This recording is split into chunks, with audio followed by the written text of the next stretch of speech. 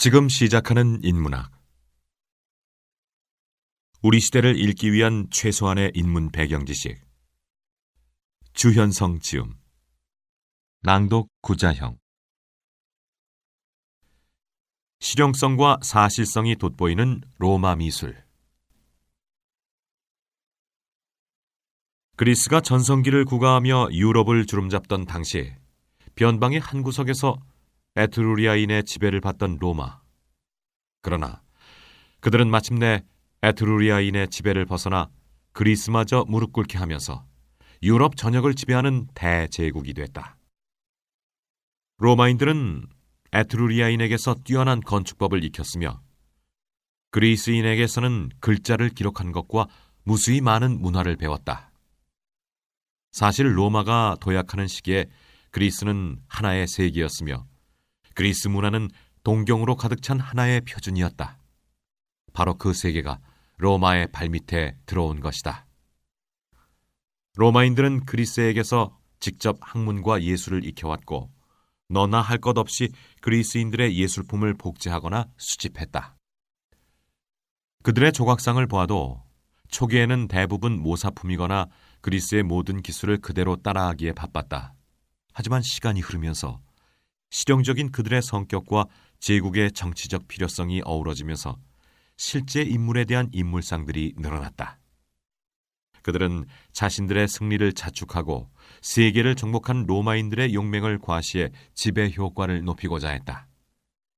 그리하여 조각의 대상은 이제 더 이상 신이 아니라 실제하는 황제와 장군이었다.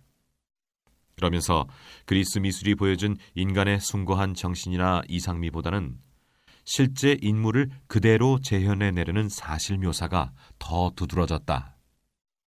전쟁 승리와 그 업적을 알리려는 노력은 개선문 건립이나 승전 과정을 담은 부조 등의 작품으로도 이어졌으며 심지어 카라칼라와 같이 잔인한 독재자의 모습조차도 전혀 미화되지 않은 작품으로 만들었다.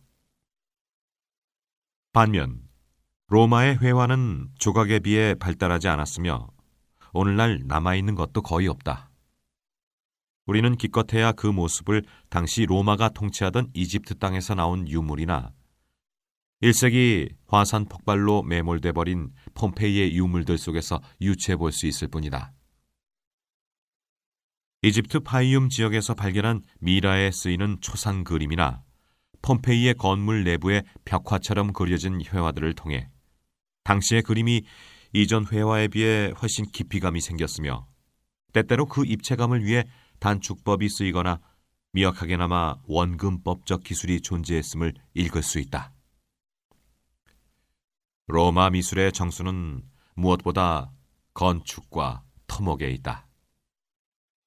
누구보다 실용적이고 초기에 공화정이 시작됐던 그들은 대중적 인기를 위해 공중목욕탕, 도로, 수로 등 공공시설에 공을 들였다. 그것은 오늘날 실용적 가치가 높으면서도 완벽한 건축미를 갖춘 예술품으로 우리에게 남아있다. 특히 그들은 에트루리아인들에게서 배운 뛰어난 아치 기술을 그리스 건축에 접목시킴으로써 콜로세움과 같은 거대한 건축물들을 만들어낼 수 있었다. 그들은 아치를 더욱 발달시켜 튼튼하고 굽은 천장인 궁융과 돔을 만들어냈으며 콘크리트를 최초로 사용하기도 했다. 여기에 그동안 신전에 사용해온 도리스식, 이오니아식, 코린트식의 양식을 모두 사용해 콜로세움을 건설했고 더 나아가 이러한 성과들을 토대로 기둥이 별로 없는 거대한 내부 공간을 만들어낼 수 있었는데 그 대표적인 건축물이 판테온이다.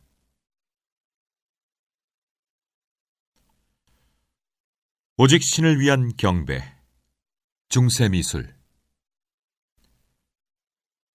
중세가 오직 기독교를 위한 신의 세계라고 한다면 적어도 문화면에서 중세는 이미 로마 안에서 시작되고 있었다. 그것은 예수가 죽은 바로 그 시점에서부터 시작됐으며 콘스탄티누스 황제의 기독교 공인으로 인해 수면으로 떠올랐다. 콘스탄티누스 황제의 공인이 있기 이전에 기독교적 미술은 비밀 회당인 카타콤을 중심으로 전개됐으며 공인된 이후에는 작은 공동교회라 볼 수 있는 바실리카를 중심으로 전개됐다. 그리고 머지않아 동서 로마가 분열되면서 동쪽은 비잔틴 문화로 변모해 갔으며 서쪽은 이민족의 이동과 침입으로 극심한 혼란에 빠지게 된다. 그 혼란은 게르만족뿐만 아니라 노르만족의 이동과 침입으로 이어졌으며 10세기 전후가 돼서야 서서히 혼란이 정리되고 있었다. 그 과정에서 여기저기 다양하게 뒤섞였던 양식들이 정리되면서 로마네스크 양식이 자리를 잡게 됐지만 오래지 않아 십자군 전쟁이 시작됐다. 그리고 십자군 전쟁이 불러온 도시의 급속한 변화는 고딕이란 더 거대하고 화려한 양식을 이끌어내며 르네상스의 도래를 부추기게 된다. 카타콤과 바실리카를 넘어서 로마의 황제와 장군들은 자신들의 업적을 기리고 알리기 위해 자신들과 똑같은 흉상과 조각상들을 곳곳에 만들어 세웠고 모든 로마인들이 그 흉상 앞에서 충성과 복종을 맹세하며 분향을 해야 했다. 하지만 기독교인들은 이를 단호히 거부했고 로마 황제들의 대대적인 박해가 시작됐다. 기독교인들은 이 박해를 피해 묘소로 숨어들었다. 이 지하묘지가 카타콤이다. 그들은 이곳에 모여 종교의식을 행했으며 복음을 전파했다. 그리고 천장과 벽에 벽화를 남겼다. 그들의 그림은 그리스나 로마의 사실적인 인간의 모습이나 이상미 같은 것과는 거리가 있었다. 그들에게는 오직 예수의 영광과 구원, 그 행적과 하느님 나라에 대한 관심뿐이었다. 로마의 한 카타콤에서 발견된 타오르는 불빛 속의 세 사람은 이러한 특징을 잘 보여준다. 이 그림에서 그들은 결코 인물을 사실적으로 묘사하는 데 치중하지 않는다. 그들은 오직 얼마나 성서의 내용을 잘 전달할 수 있는지, 하느님의 권능을 어떻게 나타낼 수 있는지에 대해서만 치중하고 있다. 그리고 마침내 311년 콘스탄티누스 황제가 기독교를 국교로 인정한다. 지하에 숨어 신앙생활을 하던 기독교인들은 떳떳하게 종교의식을 행할 수 있었고 교회는 점점 국가 최대의 세력으로 성장해갔다. 이제 그들에게도 숨어 지내던 시대와는 다른 예배당과 미술이 필요해졌다. 그렇다고 그들의 교회가 고대 신전들을 본뜨기에는 모호한 점이 많았다. 그것은 이교도들의 신전이었고 그 신전들은 건물 외부에서 제사와 의식을 행했기에 기능적인 측면조차 달랐다. 그래서 그들이 선택한 것은 바실리카였다. 바실리카는 큰 회당이란 뜻으로 과거 공공재판소나 지붕이 있는 시장 정도로 사용되던 곳이었다. 무엇보다 콘스탄티누스 황제의 어머니가 교회로 사용하기 위해 바실리카를 세우게 하면서 바실리카는 대표적인 교회 양식으로 자리 잡기 시작했다. 교회 초기 형상에 대한 문제는 아주 신중한 것이었다. 특히 조각상을 세우는 것에 대해서는 모두가 반대했다.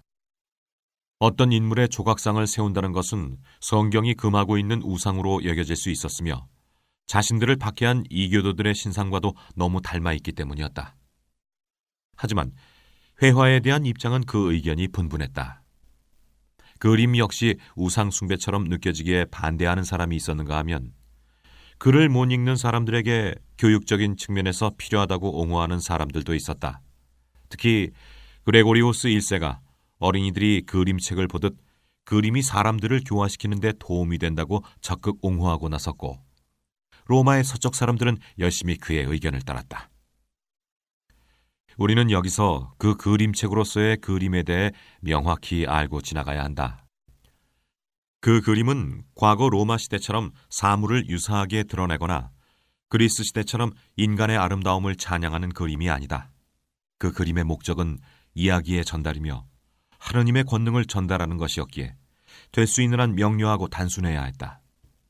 주된 목적이 방해받지 않도록 쓸모없는 것들은 모두 배제돼야 했기에 서서히 본질과 그를 담아낼 수 있는 상징들로 채워지기 시작했다.